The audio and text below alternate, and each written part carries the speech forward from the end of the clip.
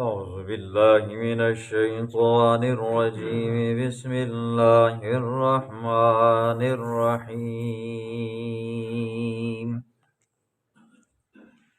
قل إنما أعظكم بواحدة أن تقوموا لله مثنى وفرادا ثم تتفكروا ما بصاحبكم من جنة إن هو إلا نذير لكم بين يدي عذاب شديد قل ما سألتكم من أجر فهو لكم إن أجري إلا على الله وهو على كل شيء شهيد صدق اللہ العظیم۔ کل کے درس میں آپ نے سنا کہ ایسے لوگ جو نہ رسول اللہ صلی اللہ علیہ وسلم کی تعلیمات کو مانتے ہیں، نہ پیغمبر علیہ الصلاۃ والسلام کے اوپر ایمان رکھتے ہیں، نہ رب کی توحید کا اقرار کرتے ہیں، ایسے لوگوں کے لیے قیامت والے دن اللہ رب العزت نے جہنم کو تیار کر کے رکھا ہے۔ وہاں پر ان کا چیخنا ہوگا، چلانا ہوگا، دہاڑنا ہوگا۔ ان کے لیے فرشتوں کے پاس لوہے کے ہتھوڑے ہوں گے۔ قبر میں جائیں گے تو وہاں پر اژدہا اور سانپ ان کا استقبال کریں گے۔ آج کے درس میں اللہ رب العزت کفار کے شوشوں کو بیان فرمائے گا۔ حضور اکرم صلی اللہ علیہ وسلم نے جب ان لوگوں کو قرآن سنا کر مسئلہ توحید کو بیان فرمایا نا، تو کہنے لگے یہ کیسا بندہ ہے جی، ہم سب ٹھیک ہیں، بس اسی کا عقل کام نہیں کر رہا، العیاذ باللہ۔ تو ظالموں نے حضور صلی اللہ علیہ وسلم کے اوپر طرح طرح کے شوشے جملے کسے جی۔ آج ایک شوشے کو اللہ بیان فرمائے گا۔ وہ شوشہ کیا تھا؟ مشرکین کہتے تھے کہ یہ دیوانہ ہو گیا جی، یہ مجنون ہو گیا جی، لہٰذا اس کے قریب مت جاؤ، کہیں ایسا نہ ہو تم بھی دیوانے بن جاؤ، مجنون بن جاؤ جی۔ حضور صلی اللہ علیہ وسلم سے لوگوں کو روکا کرتے تھے۔ تو اللہ نے آج ان کے شوشے کا جواب دیا جی، باقی چھوٹی موٹی باتیں بیچ میں آئیں گی۔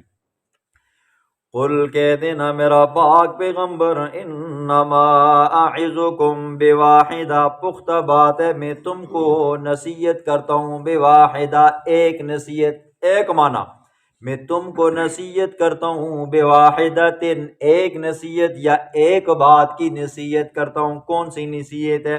ان تقوموا للہ، یہ کہ تم کھڑے ہو اللہ ہی کے لیے، اللہ کی رضا کے لیے، اللہ کو وحدہ لا شریک مان کر، اللہ کو خدا مان کر، مثنا دو دو، وفرادا ایک ایک، ثم تتفکروا پھر تم غور و فکر کرو۔ جب غور و فکر کرو گے تو نتیجے پہ پہنچو گے، ما بصاحبکم من جنہ، نہیں ہے تمہارے ساتھی کے ساتھ کوئی دیوانہ پن۔ اللہ نے ان کے شوشے کا جواب دیا، میرا محبوب ان کو کہ اگر تم عقل سے خالی ہو نا جی، تو پھر دو دو بندے سیٹ پہ ہو جاؤ، پھر میرے محبوب کے بارے میں سوچو۔ میرا محبوب جو کہتا ہے آیا یہ پاگلوں والی باتیں، جو قرآن سناتا ہے آیا پاگل ایسا کلام کرتے ہیں؟ آیا جو جن باتوں سے تمہیں ڈراتا ہے آیا یہ پاگلوں والا کام ہے جی؟ ٹھیک ہے، حالانکہ یہ عقل مندوں والا کام ہے، عقل تو تمہاری نہیں ہے۔ دیکھیں بعض ٹائم بندہ اکیلا تنہائی میں بیٹھا ہو، سوچ و فکر کرے، غور و فکر کرے نا، وہ ایک نتیجے پہ پہنچ جاتا ہے۔ لیکن بعض بندوں کے اندر صلاحیت نہیں ہوتی، تو اللہ نے فرمایا اگر تمہارے اندر صلاحیت نہیں ہے یار، دو دو بیٹھ جاؤ، پھر اس پیغمبر کے بارے میں سوچو کہ یہ قرآن آیا سچا ہے یا نہیں ہے، یہ پیغمبر سچا ہے یا نہیں ہے۔ تو کم از کم جب سوچو گے تو تمہیں پتہ چل جائے گا یہ پیغمبر کیا ہے جی، سچ ہے جی۔ ظالموں نے اتنا بڑا پروپیگنڈا کیا، اتنا پروپیگنڈا کیا، مکے کے ارد گرد کے اطراف جتنی بھی تھی، 4 4 5 5 6 6 کلومیٹر تک جو بستیاں تھی، لوگ رہتے تھے، ان تک یہ بات مشہور کر دی کہ ہمارے مکے کے اندر ایک بندہ آیا ہے، العیاذ باللہ، وہ کیا ہو گیا جی؟ پاگل ہو گیا، دیوانہ ہو گیا۔ تو مکے سے دور 5-6 میل کے فاصلے پر ایک قبیلہ تھا جس کا نام از شنو تھا، وہاں پر ایک بندہ تھا، اس کا نام زماد تھا۔ جب اس کو پتہ چلا نا کہ حرم کے متولیوں کی اولاد میں سے ایک بچہ جو ہے بھی یتیم ہے جی، جس کی ماں بھی نہیں ہے، جس کا باپ بھی نہیں ہے جی، وہ کیا ہو گیا جی؟ العیاذ باللہ، پاگل ہو گیا۔ اس کی فیس زیادہ تھی جی، اپنے علاقے کے، اپنے زمانے کے اعتبار سے یہ فیس زیادہ لیتا تھا، اور اللہ نے اس کے دم کے اندر اثر بھی رکھا ہوا تھا۔ یہ جب کسی دیوانے کو، مجنوں کو دم کرتا تھا نا جی، وہ ٹھیک ہو جاتا تھا۔ اس کے دل کے اندر خیال آیا کہ جاتا ہوں، حرم کے متولی بڑے بزرگ لوگ گزرے ہیں، اللہ والے گزرے ہیں جی، تو ان کا کوئی ایسا بچہ ہے بھی یتیم ہے، اس کے علاج کے لیے کوئی خرچہ پرچہ بھی نہیں ہے، لہٰذا انسانی ہمدردی کے ناطے نا یہ وہاں سے چل پڑا ہے۔ مکے میں آ کر پہنچا نا، کسی سے پوچھا بتاؤ وہ بندہ جو ایسی ویسی باتیں کرتا ہے وہ کدھر ہے؟ کسی نے بتایا وہ جاؤ وہ وہاں پر بیٹھا ہوا ہے بیت اللہ کے سائے میں۔ حضور صلی اللہ علیہ وسلم کے پاس آیا، آ کر اس نے اپنا تعارف کروایا، کہا کہ آپ قبیلہ عزد کو جانتے ہیں؟ حضور نے فرمایا جی ہاں جانتا ہوں۔ وہاں پر ایک زماد نامی شخص ہے، آپ اس کے بارے میں بھی آپ جانتے ہیں؟ کہا جی جانتا ہوں جی۔ کہا میں وہ بندہ ہوں، میں نے آپ کے بارے میں سنا ہے، لوگ یہ کہتے ہیں کہ آپ کیا ہو جی؟ پاگل ہو، تو میں آپ کو دم کرنے کے لیے آیا ہوں بطور ہمدردی کے، کیونکہ آپ میری فیس ادا کر نہیں سکتے، آپ یتیم ہو جی، ٹھیک ہے، اور دوسرا یہ کہ حرم کے متولیوں میں کی اولاد میں سے ہو، لہٰذا میں اپنے لیے یہ شرف سمجھوں گا کہ حرم کے متولیوں کی اولاد میں سے ایک بندہ ہے، اس حالت میں پہنچا تھا، میں نے دم کیا تھا، ٹھیک ہو گیا تھا۔ حضور صلی اللہ علیہ وسلم نے فرمایا میرے ساتھ کوئی دیوانہ پان نہیں ہے، میں کوئی پاگل تو نہیں ہوں۔ تو کہنے لگا پھر جب آپ پاگل نہیں ہیں تو یہ لوگ کیوں کہہ رہے ہیں؟ حضور صلی اللہ علیہ وسلم نے خطبہ شروع کیا جی، آپ سنتے ہو نا جی، جمعے والے دن، عیدین کے اندر آپ سنتے ہو، نکاح کے وقت خطبہ سنتے ہو، اللہ کی توحید ہوتی ہے، تحمید ہوتی ہے، تقدیس ہوتی ہے، پھر اس کے بعد حضور صلی اللہ علیہ وسلم کی رسالت ہوتی ہے، پھر اس کے بعد قرآن کی آیت ہوتی ہے۔ تو اللہ کے پاک پیغمبر نے والسماء والطارق یہ والی آیت جب پڑھنی شروع کی نا، سورت پڑھنی شروع کی، عرب تھا، شاعر تھا، خود بھی شاعر تھا اور خطیب تھا، بہترین قسم کا مبلغ تھا، تقریر کرنا جانتا تھا۔ جیسے حضور صلی اللہ علیہ وسلم نے اپنی مبارک زبان سے سورت طارق کی تلاوت شروع کی، اس کی آنکھوں سے آنسو جاری ہو گئی، سنتے سنتے سنتے آخر میں پکار اٹھا کہ آپ کیا ہو جی؟ پاگل نہیں ہو، آپ سچے ہو، اور آپ اللہ کے حقیقت میں کیا ہو جی؟ پیغمبر ہو۔ حضور کو دم ڈالنے کے لیے آیا تھا، اللہ کے پیغمبر نے دم ڈال دیا، سیدھا کیا ہو گیا جی؟ رضی اللہ عنہم ورضوا عنہ، ٹھیک ہے۔ شکار کرنے کے لیے آیا تھا، خود کیا ہو گیا جی؟ شکار ہو گئی۔ اتنا ظالموں نے پروپیگنڈا کیا حضور صلی اللہ علیہ وسلم کے بارے میں، یہ تو کیا ہے جی؟ دیوانہ ہے، العیاذ باللہ، مجنون ہو گیا جی، اس کی بات مت سننا جی، وہ یہ نہیں ہوتا راستے محلے میں جاتے ہیں یہ پاگل ہے، پوڈری ہے، اس نال نبے ہو جی، ٹھیک ہے۔ تو ہم اپنے بچوں کو روکتے ہیں، تو اس طرح وہ ظالم کیا کرتے تھے؟ حضور صلی اللہ علیہ وسلم کے قریب آنے سے لوگوں کو روکا کرتے تھے۔ تو اللہ نے یہ جواب دیا، ان ہوا الا نذیر لکم، نہیں ہے وہ مگر ڈرانے والا ہے تمہارے لیے، بین یدی عذاب شدید، سخت عذاب سے جو آپ کے سامنے ہے۔ آنکھیں بند ہونے کی دیر ہے، پھر آگے کیا ہے جی؟ عذاب ہی عذاب ہے۔ قل کہہ دینا میرا پاک پیغمبر، ما سألتکم، جو میں مانگتا ہوں تم سے، من اجر، مزدوری میں سے، فہو لکم، پس وہ تمہاری لیے۔ تم یہ جو سوچتے ہو کہ یہ اس لیے یہ دعوت و تبلیغ کا کام کرتا ہے، اللہ کی توحید اس لیے بیان کرتا ہے کہ اس کو پیسوں کی ضرورت ہے، حضور نے فرمایا، اللہ نے فرمایا میرا محبوب کہ جو میں مانگتا ہوں تم سے مزدوری میں سے، فہو لکم، پس وہ مزدوری تمہاری لیے، مجھے تمہارے پیسوں کی ضرورت نہیں ہے۔ ان اجری الا علی اللہ، میری مزدوری اللہ پر ہے، وہ اللہ مجھے دے گا، وہو علی کل شیء شہید، وہ اللہ ہر چیز کے اوپر گواہ ہے۔ یہ دوسرا طریقہ ہے جی دعوت و تبلیغ کرنے کا جی، یہ پچھلا آیت میں گزرا، قل انما اعظکم بواحدہ، جب بندہ بعض نصیحت کرتے کرتے کرتے کرتے، بعض ہوتے ہیں نا آپ دعوت و تبلیغ کرتے ہو، آپ کو دیکھ کر لوگ بھاگ جاتے ہیں، تبلیغی ساتھی آ گئی، ٹھیک ہے، پھر تو چاہتے ہیں یار ہے گال سن دو۔ تو اللہ نے اپنے محبوب کو کہا، میرا محبوب ان کو یوں کہ یار میں تمہیں ایک نصیحت کرتا ہوں، وہ کیا ہے جی؟ تنہائی میں بیٹھ کر میرے بارے میں سوچو یار، میں اللہ کا پیغمبر ہوں یا نہیں ہوں، جو باتیں میں کرتا ہوں کیا عقل مندوں والی باتیں کرتا ہوں یا نہیں کرتا ہوں، یہ دوسرا طریقہ ہے تبلیغ ہے جی، ٹھیک ہے۔ ظاہر بات ہے آپ تبلیغ کرنے کے لیے جاتے ہو تو اگلے بندے کے دل میں خیال آتا ہے مولوی آیا یا تبلیغی ہے، پتہ نہیں اللہ ہی خیر کرے کہ منگنا پائے، ٹھیک ہے۔ تو جب اللہ کا پیغمبر جاتا نا ان کو واعظ و نصیحت کرتا نا تو وہ یہ کہتے ہیں کہ ہو سکتا ہے کہ اس کو پیسوں کی ضرورت ہو جی، ٹھیک ہے۔ تو انہوں نے آفر کی جی، دو بندے تھے، ایک کا نام ربیہ تھا، ایک کا نام ولید بن مغیرہ تھا۔ ربیہ نے جب دیکھا نا جی پیغمبر تو ہوتا بھی حسین و جمیل ہے نا، اور امام الانبیاء وہ تو سب سے کیا ہے جی حسین و جمیل تھا۔ ربیہ حضور صلی اللہ علیہ وسلم کے پاس آیا، کہنے لگا میری 3 بیٹیاں حسین و جمیل ہیں جی، آپ جس کے اوپر انگلی رکھو گے میں وہی بیٹی آپ کو دوں گا جی، لیکن کیا ہے جی آپ لا الہ الا اللہ کہنا چھوڑ دو، ٹھیک۔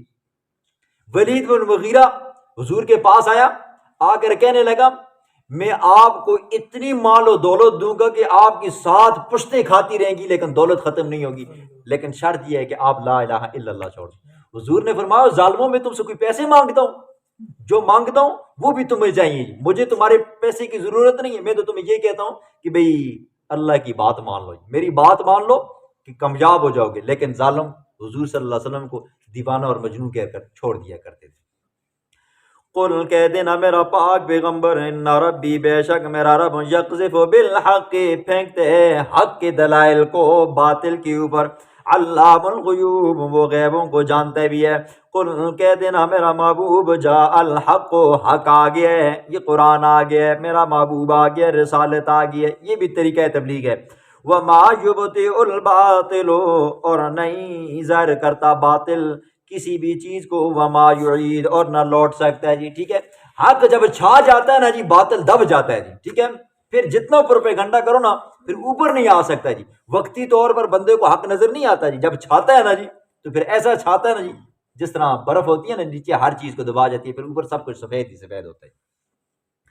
قل کہہ دینا میرا محبوب ان زللتم بالفرض اگر میں بیک جاؤں یعنی کہ فرض حق کو چھوڑ چکا ہوں، فإنما پس پختہ بات ہے اذلو مرا بیکنا علی نفسی میری اپنی جان کے اوپر ہے۔ ظالموں تم کہتے ہو کہ یہ سیدھے راستے سے ہٹ گیا ہے، میں اپنے آپ کو ہدایت یافتہ سمجھتا ہوں، اگر بقول تمہارے میں گمراہ ہو چکا ہوں تو پھر یہ میری گمراہی جو ہے میرے اپنے اوپر ہے جی، ٹھیک ہے، تمہیں اس سے کوئی لینا دینا نہیں ہے، لیکن حقیقت میں ایسا نہیں ہے۔ وَإِنِ اهْتَدَيْتُ اور اگر میں ہدایت پر ہوں یقیناً آپ ہی ہدایت پر تھے، فَبِمَا يُوحِي إِلَيَّ رَبِّي اسی وجہ سے میرا رب وحی کرتے ہیں میری طرف، إِنَّهُ سَمِيعٌ قریب بے شک وہ سننے والا ہے، قریب ہے۔